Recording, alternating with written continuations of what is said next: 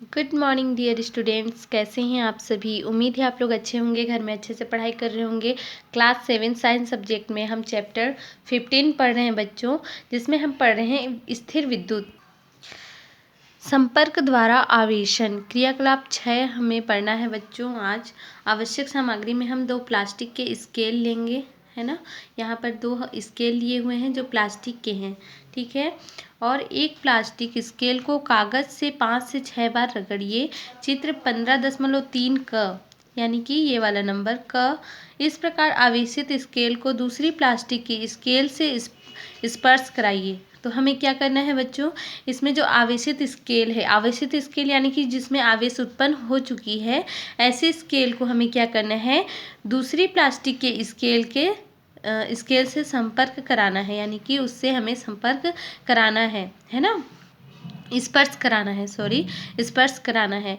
तो जब हम उसे स्पर्श कराएंगे तो अब दूसरी स्केल को कागज़ के छोटे छोटे टुकड़ों के समीप रखिए। अब हमें क्या करना है, दूसरे स्केल के सामने हमें उसके पास में, उसके समीप में, है ना, दूसरी स्केल के समीप में हमें छोटे छोटे टुकड़ों को रखना है। फिर देखिए 15.3 ख, देखिए क्या होता है। तो यहाँ पर ख नंबर में आप लोग देख रहे हैं किस प्रकार से ये जो आवेशित स्केल है, इसके निकट हम जब कागज़ के टुकड़ों को लाते हैं बच्चों, आवेशित स्केल के सामने छोटे छोटे टुकड़ों को, तो किस प्रकार से ये आवेशित स्केल की ओर आकर्षित होते हैं, आप देख सकते हैं। किसी वस्तु का एक आवेशित वस्तु के संपर्क में लाने पर वह वस्तु आवेशित हो जाती है, यानी कि वह वस्तु, उनमें भी आवेश उत्पन्न हो जाती है। किसी भी आवेशित वस्तु के संपर्क में लाने पर वह वस्तु आवेशित हो जाती है, यानी कि एक जो कागज़ है, कागज़ के छोटे छोटे टुकड़े हैं, ये भी आवेशित हो जा रहे हैं बच्चों। तो इस प्रकार के आवेशन को संपर्क द्वारा आवेशित करना कहते हैं। यदि वस्तु को संपर्क द्वारा आवेशन किया जाता है तो वह आवेशित करने वाली वस्तु की प्रकृति का ही आवेशित उपार्जित करती है। धातुओं से बनी वस्तुओं को आवेशित करना कठिन होता है, क्योंकि इनमें उत्पन्न आवेश मानव शरीर के संपर्कित होने के कारण पृथ्वी में चला जाता है। तो बच्चों ये हम पढ़ चुके हैं कि यदि हमारे द्वारा क्योंकि इनमें क्या होता है, उत्पन्न आवेश जो होते हैं, ठीक है, धातुओं से जो बनी वस्तुओं होती हैं वो जो आवेशित होती हैं, धातु की वस्तु, तो आवेशित वस्तु जो धातुओं की बनी वस्तु होती है बच्चों, उन्हें आवेशित करना, यानी कि उनमें आवेश उत्पन्न करना कठिन होता है। क्योंकि क्या होता है, इनमें जो उत्पन्न आवेश होते हैं, है ना, धातुओं में उत्पन्न जो आवेश होते हैं वो मानव शरीर से के संपर्क में आते हैं, और संपर्कित होने के कारण क्या होते हैं, जितना भी जो आवेश होते हैं वो पृथ्वी में चला जाता है। इसलिए कठिन होता है धातुओं से जो बनी वस्तु होती हैं उन्हें आवेशित करना, ठीक है। थर्ड में देखते हैं प्रेरण द्वारा आवेशन। अब इसे हम प्रेरण के द्वारा कैसे आवेशन पढ़ेंगे बच्चों। तो क्रियाकलाप 7 के द्वारा समझेंगे कि प्रेरण के द्वारा आवेशन कैसा होता है। आवश्यक सामग्री में हम लेते हैं कांच का गिलास लेते हैं, तांबे का मोटा तार लेंगे, कांच की छड़ लेंगे, मिठाई में उपयोग होने वाला चांदी का वर्क लेंगे। चांदी का वर्क कितना होना चाहिए, 2 सेंटीमीटर लंबा व 1/2 सेंटीमीटर चौड़ा, और रेशम का कपड़ा पेंसिल लेंगे, ठीक है। तांबे के तार का विद्युत रोधी लेप हटाकर 5 इंच तार का टुकड़ा लीजिए। अब क्या करना है हमें, तांबे का तार का विद्युत रोधी, ये कैसे होते हैं, विद्युत रोधी, है ना। तो तांबे के तार में हमें क्या लगाना है, विद्युत रोधी लेप लगाना है। लेप लगा हुआ है उसको हटाकर 5 इंच तार का टुकड़ा लेना है ना। हम अक्सर देखते हैं बच्चों, जो टीवी केबल तार होते हैं, या फिर और हम जो हमारा बल्ब जलता है, इसके लिए जो पावर लाइट के लिए जो तार होते हैं, इन तारों में तांबे की जो तार होती है, इनके ऊपर एक कोटेड होता है जो विद्युत रोधी होता है ना, यानी कि हम उसके द्वारा हमें करंट नहीं लगती है। जो प्लास्टिक कोटेड होता है या फिर किसी और चीज़ों का बना होता है, प्लास्टिक का बना होता है। तो इसी प्रकार से तांबे के तार का जो विद्युत रोधी लेप होता है बच्चों, हमें उसको हटाना है, और हटाकर 5 इंच तार का हमें टुकड़ा लेना है। इसे पेंसिल के बीच में इस प्रकार लपेटिए कि तार का एक सिरा पेंसिल के लंबवत ऊपर की ओर और दूसरा सिरा पहले सिरे के सीध में नीचे की ओर हो। जैसे आप लोग यहाँ पर देख रहे हैं बच्चों, ये तांबे की तार है और इसमें हम किस प्रकार से लपेटे हुए हैं पेंसिल को आप लोग देख सकते हैं। तो यहाँ पर हम देखते हैं एक सिरा ऊपर की ओर और एक सिरा कांच के गिलास जो लिए हुए हैं नीचे की ओर है। ठीक है, तार के नीचे वाले सिरे को जो गिलास के भीतर है मोड़कर हुक बनाए, है ना। इस प्रकार से हम मोड़े हैं, हुक बना दिए हैं, हुक की आकार का हम इस तार को मोड़े हुए हैं। ठीक है बच्चों, मोड़कर हुक बनाए। अब चांदी की पत्ती का टुकड़ा बीच में मोड़कर हुक पर इस तरह से लटकाएं कि वह हुक में लटक जाए। तो देखिए चांदी की पतली पट्टी है, इस प्रकार से मोड़ के हम इस हुक में लटकाए हैं कि ये नहीं गिर रहा है, लटका हुआ है, हुक में लटक जाए, है ना। इस प्रकार से हम इस पट्टी को बनाए हुए हैं। ये लटकी हुई अनावेशित पत्तियां हैं बच्चों। ये अनावेशित मतलब आप जानते हैं जो आवेशित नहीं हुआ होता है उन्हें हम अनावेशित कहते हैं, और जिनमें आवेश उत्पन्न होता है उन्हें आवेशित। ठीक है, तो ये अनावेशित है, इनमें आवेश उत्पन्न नहीं हुआ है। तो लटकी हुई अनावेशित पत्तियां हैं बच्चों ये। और हम 15.4 में हम देखते हैं कि ख नंबर में प्रेरण के प्रभाव से फैली हुई आवेशित पत्तियां। तो ये आवेशित पत्तियां हैं। तो देखते हैं कैसे ये इनमें आवेश उत्पन्न होता है बच्चों। इसे कांच के गिलास में इस प्रकार रखें कि पट्टी गिलास की दीवारों को स्पर्श न करे, है ना। तो हम किस प्रकार से रखे हैं कांच के गिलास में, इस प्रकार से कि कांच की जो गिलास है उसको वो टच नहीं कर रहा है ना। इस प्रकार से हम रखें पट्टी को कि पट्टी की गिलास की दीवार को स्पर्श नहीं कर रहा है ना। अब कांच की छड़ को रेशम के कपड़े से रगड़कर इस उपकरण के ऊपर सिरे के निकट लाइए। अब क्या करना है, हमें कांच की छड़ को रेशम के कपड़े में रगड़ना है। ठीक है, और रगड़कर इस उपकरण के ऊपरी सिरे के निकट लाना है। और देखिए क्या होता है, आप पाएंगे कि आवेशित छड़ को इस उपकरण के निकट लाते ही विद्युतदर्शी के तार का ऊपरी सिरा ऋण आवेशित और दूसरा सिरा धन आवेशित होने के कारण चांदी की पत्ती के दोनों सिरे एक दूसरे से दूर हो जाते हैं। चांदी की पत्ती तथा तांबे का तार एक दूसरे के संपर्क में होने के कारण जब आवेशित वस्तु तांबे के तार के निकट आती है तब प्रेरण द्वारा आवेश चांदी की पत्ती में आ जाता है। दोनों पत्तियों पर समान आवेश आ जाने के कारण वे फैल जाते हैं, यानी कि एक दूसरे से दूर हट जाती है। इसे प्रेरण द्वारा आवेशन कहते हैं। तो 15.4 ख नंबर में देखेंगे तो इसमें क्या होता है बच्चों, हम पाते हैं कि जो आवेशित छड़ होती हैं, है ना, आवेशित छड़ यानी कि जो कांच की छड़ है उन्हें हम क्या किए हैं, रेशम के कपड़े में रगड़े हैं, है ना। और रगड़ने के बाद उस कांच के छड़ में क्या होता है, आवेश उत्पन्न हो जाता है। और जब आवेश उत्पन्न हो गया, छड़ को हम किसके समीप ले जाते हैं, जो हम लटकाए हुए हैं तांबे की तार बच्चों पेंसिल की सहायता पेंसिल लपेटे हुए उनमें, तो वहाँ पर जब हम ले जाते हैं उसके समीप में तो क्या होता है, उनमें प्रेरण के द्वारा आवेश उत्पन्न हो जाता है। और आवेश के द्वारा क्या होता है, जो तार की जो ऊपरी सिरा होता है वो ऋणावेशित और दूसरा जो नीचे वाली सिरा होता है वो धनावेशित होने के कारण क्या होता है, चांदी की पत्ती के दोनों सिरों पर एक दूसरे जो होते हैं वो दूर हटने लगते हैं, यानी कि दूर हटना चाहते हैं वो। और चांदी की पत्ती तथा तांबे का तार एक दूसरे के संपर्क में होने के कारण जब आवेशित वस्तु तांबे के तार के निकट आते हैं, है ना, पास आते हैं, तो प्रेरण द्वारा आवेश चांदी की पत्ती में आ जाती है।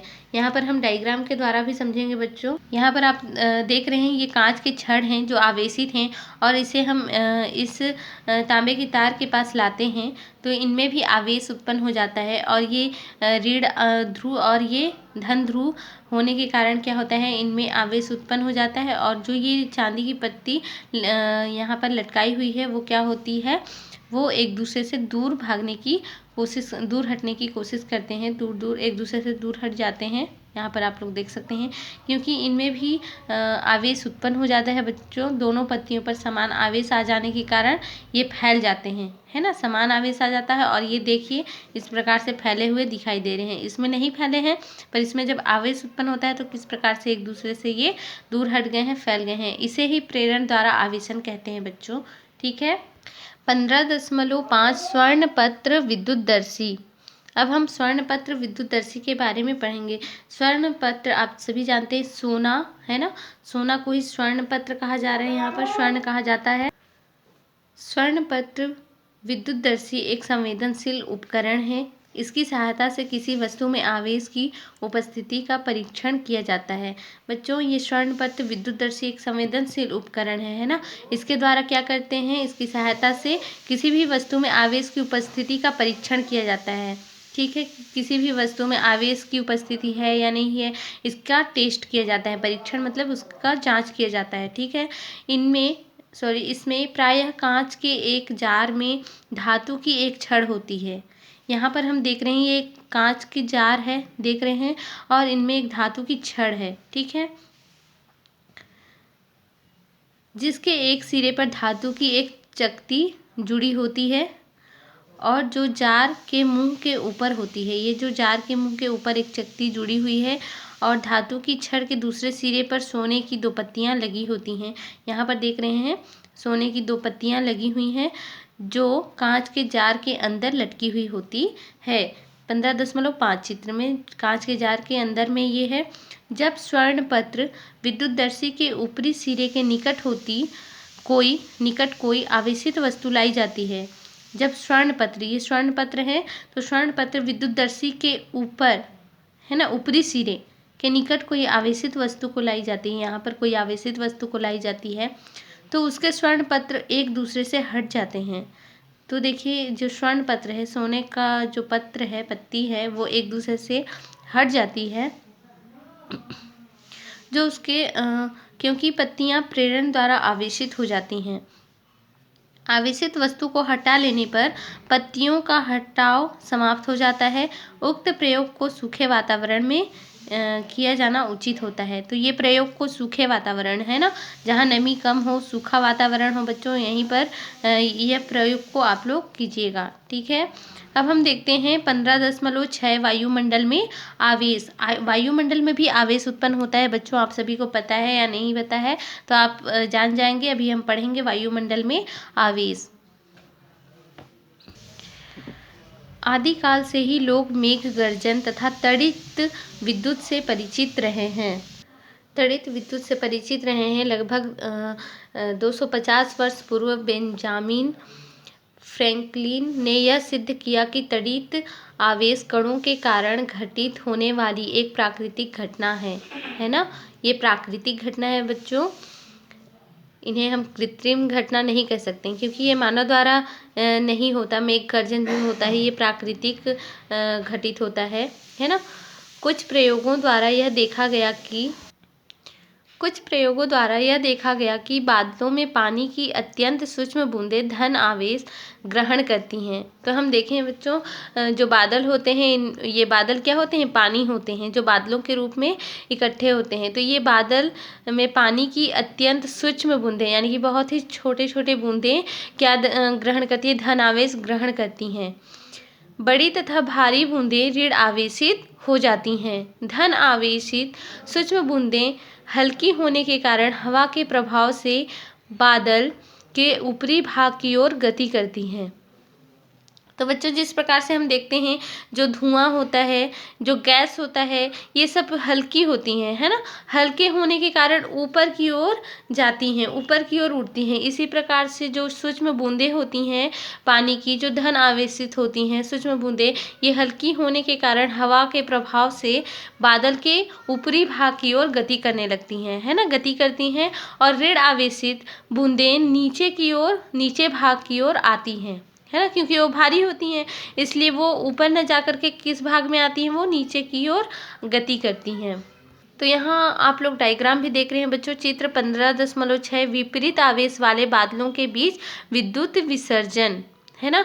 तो यहाँ पर देखिए, धन आवेश बादल जो कि ऊपर की ओर जाने की कोशिश कर रहे हैं, यहाँ डायग्राम के थ्रू समझेंगे बच्चों, ये ऊपर की ओर जाने की कोशिश कर रहे हैं। और जो ऋण ध्रुव है, ये भारी होने के कारण, ये जो पानी होती है ये भारी होती है, इसलिए ये नीचे की ओर आने की कोशिश करते हैं। तो बच्चों, यहाँ पर आप लोग देख रहे हैं धन और ऋण ये किस प्रकार से ऊपर और ये नीचे की ओर आने की कोशिश करते हैं, जिससे विद्युत विसर्जन होता है। यहाँ पर बादलों में विपरीत आवेशों के बीच अत्यंत तीव्र आकर्षण बल लगता है ना। आकर्षण बल आपको समझ में आता है कि क्या उनके बीच में आकर्षण होता है और ये आकर्षण बल लगता है ठीक है। तो आवेशों के बीच में विपरीत आवेश इसलिए बोल रहे हैं क्योंकि एक आवेश क्या है, धन ध्रुव है और एक आवेश ऋण ध्रुव है। ठीक है। तो अलग अलग आवेश को हम विपरीत आवेश कहते हैं बच्चों। और विपरीत आवेशों के बीच अत्यंत तीव्र आकर्षण बल लगता है, लेकिन बादलों के बीच की वायु आवेशों के समीप आकर उदासीन होने से रोकती है। ठीक है। क्या होता है बच्चों, बादल जो होते हैं, बादलों के बीच की वायु जो होती है ना, जो बादलों के बीच में वायु होती है आवेशों को समीप आकर उदासीन होने से रोकती है। जब आवेश की मात्रा बहुत अधिक होती है तो उनके बीच का विद्युत रोधन टूट जाता है। जो रोकते हैं, विद्युत रोधन होता है ना, तो वही क्या होता है, टूट जाता है। और ऐसी स्थिति में विद्युत आवेश वायु में से होकर प्रवाहित हो सकता है। इस प्रक्रम में विद्युत ऊर्जा से वायु उच्च ताप तक गर्म होकर दीप्तिमान हो जाती है। दीप्तिमान यानी कि वो जिस प्रकार से दिखाई देता है वाइट कलर में एकदम चमकते हुए, है ना, उन्हें ही हम दीप्तिमान कहते हैं। तो इसी प्रकार से जो इस प्रक्रम में जो विद्युत ऊर्जा होती है बच्चों, ये वायु से उच्च ताप तक यानी कि उच्च ताप तक गर्म हो जाता है और गर्म होकर ये दीप्तिमान हो जाती हैं। चित्र 15.6 में है, आप लोग देख सकते हैं, जो हम पीछे देखे थे, है ना। यहाँ आप लोग देख सकते हैं किस प्रकार से दीप्तमान ये वाइट कलर में हमें चमकते हुए दिखाई देते हैं। और जो ये दीप्तमान होने की क्रिया होती है बच्चों, इस घटना को ही क्या कहते हैं, विसर्जन कहते हैं। ठीक है। वायु की दीप्त को हम आकाश में तड़ित के रूप में देखते हैं, जो बहुत थोड़े समय के लिए रहता है। तड़ित के कारण उत्पन्न चटकने की आवाज़ इतनी प्रबल होती है कि हम इसे मेघ गर्जन के रूप में सुनते हैं। तो बच्चों यहाँ पर हम देखते हैं कि जो तड़ित के रूप में हम देखते हैं, है ना, हम कहते हैं बिजली चमक रहा है, बिजली चमका, ऐसा हम कहते हैं। तो जो बहुत थोड़े समय के लिए ये जो बिजली है वो चमकता है, तो इसे ही हम क्या कहते हैं, तड़ित चालक कहते हैं। तड़ित के कारण उत्पन्न जो चटकने की आवाज़ आती है, इसकी जो प्रबल होती है, चटकने की आवाज़ जो प्रबल होती है, हम इसे ही क्या कहते हैं बच्चों, मेघ गर्जन कहते हैं, गर्जना कहते हैं। इसे मेघ गर्जन के रूप में ही हम सुनते हैं। कभी कभी तड़ित के समय ऊंचे वृक्षों, भवनों या अन्य संरचनाओं से होता हुआ विसर्जन पृथ्वी में चला जाता है।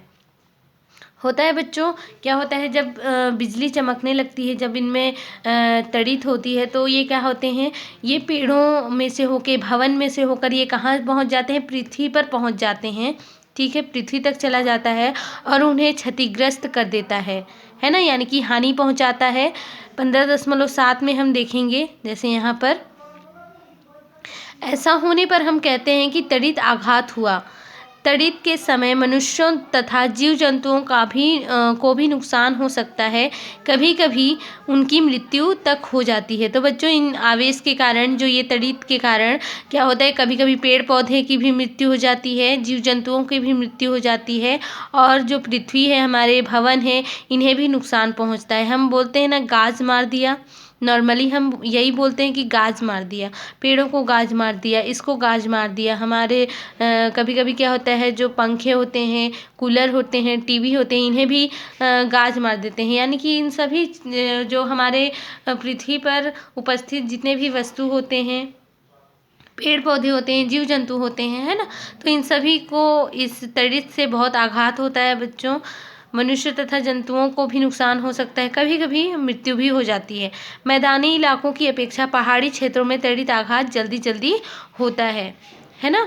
पहाड़ी इलाकों में जो होता है बच्चों, इनमें क्योंकि पेड़ पौधे बहुत अधिक होते हैं, तो पहाड़ी इलाकों में जो होते हैं तड़ित आघात जल्दी जल्दी होता है, और मैदानी इलाकों में कम होता है। यहाँ पर हम तड़ित के लाभ देखेंगे बच्चों। यहाँ पर डायग्राम आप लोग देख रहे हैं, तड़ित चालक की डायग्राम है। धन आवेशित बादल हैं और तड़ित चालक हो रहे हैं किस प्रकार से। तांबे की प्लेट यहाँ पर लगी हुई है ना। तड़ित के समय अनेक प्राकृतिक घटनाएं होती हैं, इनमें से कुछ हमारे लिए लाभकारी हैं, है ना, कुछ हमारे लिए लाभकारी भी हैं बच्चों। जैसे कि देखिए, तड़ित के समय उत्पन्न होने वाली अत्यधिक ऊष्मा में नाइट्रोजन और ऑक्सीजन गैस के संयोग से नाइट्रोजन के ऑक्साइड बनते हैं। है ना। संयोग मतलब आप लोग समझते हैं, जब वो एक दूसरे से मिलते हैं तो दोनों के मिलने से क्या होता है, नाइट्रोजन के ऑक्साइड बनते हैं। किनके मिलने से, जब तड़ित के समय क्या उत्पन्न होता है बच्चों, जो अत्यधिक ऊष्मा होती है उसमें नाइट्रोजन और ऑक्सीजन गैस, है ना, इनके संयोग से नाइट्रोजन और ऑक्सीजन गैस मिलते हैं। इन दोनों गैसों के संयोग से नाइट्रोजन के ऑक्साइड बनते हैं, जो पानी में घुलकर अत्यंत तनु घोल बनाते हैं, जो पृथ्वी में पौधों की वृद्धि के लिए आवश्यक नाइट्रोजन यौगिक उपलब्ध कराते हैं। तो बच्चों, आप सभी जानते हैं कि पौधों की वृद्धि के लिए अत्यधिक नाइट्रोजन की मात्रा जो होती है वो होना चाहिए। नाइट्रोजन की उपस्थिति में ही पौधे वृद्धि करते हैं, है ना। तो जो नाइट्रोजन है बच्चों, ये कहाँ से मिलेगा, जब तड़ित होती है तो इससे हमें लाभ होता है। नाइट्रोजन और ऑक्सीजन के संयोग से नाइट्रोजन ऑक्साइड बनते हैं और ये पानी में घुल जाते हैं, और घुलने के बाद जो पृथ्वी के पौधे हैं, इनके वृद्धि के लिए आवश्यक जो नाइट्रोजन होता है वो उन्हें उपलब्ध हो जाता है। ठीक है। सेकंड देखते हैं, तड़ित के समय ऑक्सीजन गैस ओजोन गैस में परिवर्तित हो जाती है। जब तड़ित होती है बच्चों, जब बिजली चमकती है ना, तड़ित होती है तो उस समय ऑक्सीजन गैस है वो ओजोन गैस में परिवर्तित हो जाती है, और ओजोन गैस की यह परत सूर्य प्रकाश की हानिकारक पराबैंगनी विकिरणों को पृथ्वी की सतह तक पहुंचने से रोकती है। बच्चों, आप सभी को समझ में आ गया होगा कि जो ऑक्सीजन गैस होते हैं ये किस में बदल जाते हैं, ओजोन में बदल जाते हैं। और ओजोन परत के बारे में आप सभी सुन चुके होंगे, है ना। ओजोन परत के वजह से ही जो सूर्य से निकलने वाली हानिकारक किरणें होती हैं, जैसे पराबैंगनी किरण होते हैं, तो इन सभी से जो पृथ्वी की सतह होती है, ये पृथ्वी की सतह तक पहुँचने से रोकती है ओजोन परत, है ना, पराबैंगनी किरणों को। और ये किरणें जब नहीं पहुंचती हमारी पृथ्वी तक तो इससे हमें सुरक्षा मिलती है, जैसे कि हमें कैंसर जैसे बड़े रोगों से छुटकारा मिलती है। यदि ओजोन परत नहीं होते बच्चों तो पराबैंगनी किरणें हमारी पृथ्वी तक आती और हम बहुत लोगों क्या बहुत सारी बीमारियां उत्पन्न होती, है ना। तड़ित चालक देखते हैं। ऐसा नहीं है कि विद्युत विसर्जन केवल दो विपरीत आवेशित बादलों के बीच ही होता है। कभी कभी इस प्रकार का विसर्जन आवेशित बादल तथा पृथ्वी के बीच में भी होता है ना। पृथ्वी और बादल के बीच में भी होता है बच्चों कभी कभी तड़ित चालक। उदाहरण के लिए, जब कोई बादल पृथ्वी के समीप आता है और किसी ऊंचे मकान या वृक्ष के ऊपर से गुजरता है तो उसमें विपरीत आवेश प्रेरित कर देता है। परिणाम स्वरूप बादल तथा उस वस्तु के बीच विद्युत विसर्जन हो जाता है, जिसके कारण वह क्षतिग्रस्त हो जाता है। ऊंचे भवनों को तड़ित से बचाने के लिए तड़ित चालक लगाए जाते हैं। तड़ित चालक में धातु की एक मोटी सी चपटी पट्टी होती है। इसकी ऊपरी सिरा त्रिशूल के आकार का होता है। इसे भवन के सबसे ऊंचे भाग पर लगाया जाता है तथा धातु की पट्टी का निचला सिरा भूमि में गहराई पर गड़ी हुई धातु यानी तांबे की धातु होती है कि प्लेट से जुड़ा होता है ना। 15.8 में हम देखेंगे बच्चों। यहाँ आप लोग देख सकते हैं बच्चों, ये तांबे की प्लेट होती है, तड़ित चालक लगाई हुई है भवन के सबसे ऊपरी सिरे पर, और ये त्रिशूल के आकार का होता है ना। आवेशित बादल जब भवन के ऊपर से गुजरता है तब तड़ित चालक का ऊपरी सिरा नुकीला होने के कारण प्रेरण द्वारा उसमें अत्यधिक मात्रा में विपरीत आवेश उत्पन्न हो जाता है। इस समय बादल और तड़ित चालक के बीच विद्युत विसर्जन होता है। इस प्रकार संपूर्ण आवेश क्षण द्वारा पृथ्वी में चला जाता है और भवन को कोई हानि नहीं पहुंचती है। तो बच्चों, तड़ित चालक लगवाने अपने घरों के सबसे ऊपरी सिरे पर लगाने से क्या होता है, जो उनमें विसर्जन होता है, जो तड़ित विसर्जन होता है वो क्या होता है, डायरेक्ट पृथ्वी पर चला जाता है ना। तड़ित चालक जो लगाए होते हैं उसके द्वारा ये पृथ्वी पर चला जाता है और भवन को कोई भी हानि नहीं पहुंचता है। अब हम देखते हैं बेंजामिन फ्रैंकलिन 17.6 से 17.90। सन 1752 ईस्वी में फ्रैंकलिन ने अपने बेटे विलियम के साथ मिलकर अपना पतंग उड़ाने का प्रयोग किया, है ना। ये एक वैज्ञानिक है बच्चों, बेंजामिन फ्रैंकलिन, है ना, ये वैज्ञानिक है। और इन्होंने क्या किया, अपने बेटे के साथ मिलकर एक पतंग उड़ाने का प्रयोग किया, ठीक है, जिसमें उन्होंने यह सिद्ध किया कि तड़ित प्रकृति में घटने वाली एक घटना है। उन्होंने अपनी पतंग को सिल्क के कपड़े तथा देवदार की तीलियों से बनाया था। धातु का एक पतला तार लकड़ी की एक सीधी तीली से इस प्रकार जोड़ा गया कि इसका एक सिरा पतंग के ऊपरी छोर पर तथा दूसरा सिरा पतंग की डोरी से जुड़ा रहे। फ्रैंकलिन ने जब अपनी पतंग को उड़ाया, उस दिन तूफानी मौसम था। तड़ित और मेघ गर्जन की पुनरावृत्ति हो रही थी। पतंग आकाश में उड़ने लगी। जब उन्होंने देखा कि विद्युत आवेश के बादलों में से पतंग पर स्थानांतरित होने के कारण उसकी ढीली डोरी कस गई, उन्होंने पतंग से जुड़े धातु के तार को, जो कि बादलों को छू रहा था, धागे की सहायता से उन्होंने पतंग से जुड़े जो धातु के तार हैं बच्चों, तार को, जो कि बादलों को छू रहा था, है ना, तो धागे की सहायता से पृथ्वी से जोड़ दिया, ठीक है। और अर्थात उन्होंने धागे पर आए आवेश का भू संपर्क करा दिया, जिससे एक चिंगारी यानी कि निकली, स्पार्क, है ना, चिंगारी को क्या कहा जाता है, स्पार्क भी कहा जाता है, जो निकली। उनके प्रेक्षण ने यह सिद्ध कर दिया कि तड़ित की प्रकृति वैद्युत है। ठीक है बच्चों, समझ में आ गया। हमारा ये चैप्टर कंप्लीट होता है। अब हम देखते हैं यहाँ पर कुछ क्वेश्चन दिए हुए हैं बच्चों, है ना। हमने सीखा, देखते हैं कि इन चैप्टर से हमने पढ़ने के बाद हम क्या क्या सीखे। तो किसी वस्तु को दूसरी वस्तु से रगड़कर आवेशित किया जा सकता है, इसे घर्षण या आवेशित करना कहते हैं। आवेशित वस्तु कागज के छोटे छोटे टुकड़ों को आकर्षित करते हैं। धातु से बनी वस्तुओं को घर्षण द्वारा आवेशित करना कठिन होता है, क्योंकि धातु से जो बने वस्तु होते हैं बच्चों, उनको घर्षण करते हैं, तो घर्षण के बाद जो आवेश उत्पन्न करना होता है वो इसलिए कठिन होता है क्योंकि वे जितने भी आवेश होते हैं वो पृथ्वी पर चला जाता है मानव शरीर के द्वारा, इसलिए उन्हें आवेशित करना कठिन होता है। क्योंकि हम किसी भी चीज़ को हम पकड़ते हैं, तब उसको, जैसे कि हम एक स्ट्रॉ भी लेते हैं या फिर लोहा लेते हैं, किसी भी चीज़ को, कांच की छड़ लेते हैं, तो उसको हम रगड़ते हैं, रगड़ने के बाद उसमें आवेश उत्पन्न होता है, तो हम उसे पकड़े होते हैं। पर क्या होता है, जब धातु, अगर हम किसी धातु को पकड़े होते हैं, यदि उसको हम उसमें घर्षण करते हैं और आवेश उत्पन्न करते हैं, तो हमारे शरीर के द्वारा वो डायरेक्ट पृथ्वी पर चला जाता है, इसलिए धातु को जो उसमें आवेश उत्पन्न करना कठिन होता है। प्रकृति में दो प्रकार के आवेश होते हैं, धन आवेश तथा ऋण आवेश।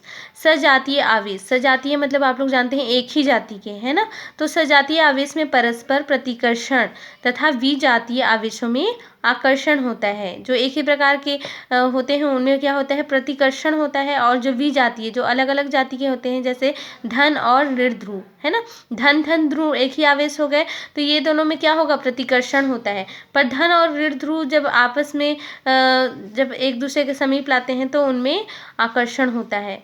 वस्तुओं को घर्षण द्वारा, संपर्क द्वारा तथा प्रेरण द्वारा आवेशित किया जा सकता है। तो बच्चों, घर्षण के द्वारा हम आवेश उत्पन्न कर सकते हैं, आवेशित वस्तुओं को के संपर्क में लाकर हम उसे भी आवेशित, उस वस्तु को भी आवेशित कर सकते हैं, और प्रेरण के द्वारा भी आवेशित कर सकते हैं।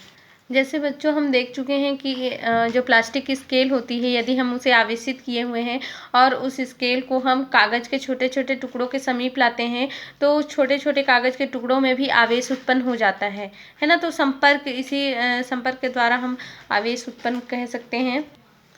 विद्युतदर्शी के माध्यम से यह परीक्षण किया जा सकता है कि विद्युत किसी वस्तु में आवेश है या नहीं। तो विद्युतदर्शी के द्वारा हम यह पता कर सकते हैं बच्चों, यह जांच कर सकते हैं कि वस्तु में आवेश है या नहीं। बादलों में आवेशों के विद्युत विसर्जन के कारण तड़ित उत्पन्न होता है।